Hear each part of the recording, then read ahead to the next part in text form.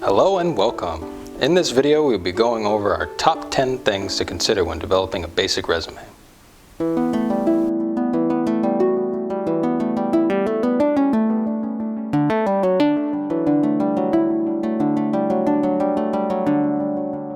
Having a resume is very important when applying for a job with WCS, since applications without one will not be considered. Please keep in mind that this is a very basic look at how to develop a resume and is intended for anyone who does not have one. The first thing to consider is the structure of your resume. At its most basic, your resume should at least have the following: your name and contact information, key qualifications, experience, education, specialized skills, interests, and activities. Although there are many ways to structure your resume, this structure should work for most young people entering the workforce for the first time. Second, keep in mind that the top section of your resume is a very important section of the document, since it will most likely be the first thing a hiring manager sees about you. So definitely include your name and how to best contact you. Number 3.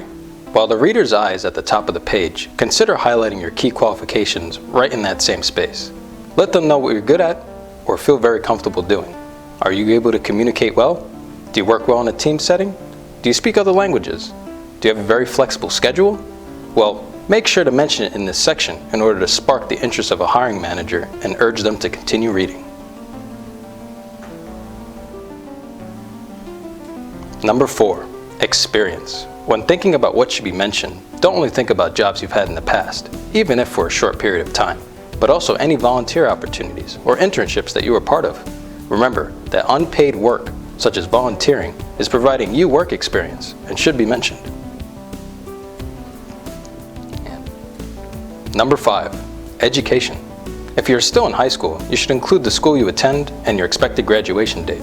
You can also include any achievements you may have had during this time, like being on honor roll, or having been elected student body president, or chosen as a captain of a school team or club. Number 6. Consider any particular skills you may have or trainings you've attended. Do you work well in Microsoft Word, Excel, and PowerPoint, or any other program? Let them know. Are you fluent in other languages? Again, let them know. Do you have any experience creating a website or managing social media? Mention it. Have you ever attended a CPR training and are now certified? Definitely let them know.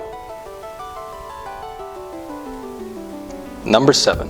When looking at your interests and activities, consider mentioning them only if they can complement the relevant skills for the position you are applying for. An example of this would be mentioning that you are part of a team, which to a hiring manager could potentially mean that you can follow instructions and work well with others. In other words, it highlights your cooperation skills. Honestly, it's really up to you. Number 8. If you are applying for an entry-level position, which would be the case for many of our young viewers, try your best to keep your resume to a single page. WCS goes through many resumes, so being clear and to the point with your resume will increase your chances of getting an interview. Number 9. Proofread your resume and have someone else check it for any spelling and grammatical errors. It is also important to see if it's easy to read and not too busy. This helps the overall feeling of the document. Remember that a resume is a reflection of you, and you want it to shine. Number 10. Review all the content that is covered in your resume, and make sure that you are able to comfortably elaborate on anything mentioned. Not being able to speak on any part of your resume when asked can look pretty bad to a hiring manager.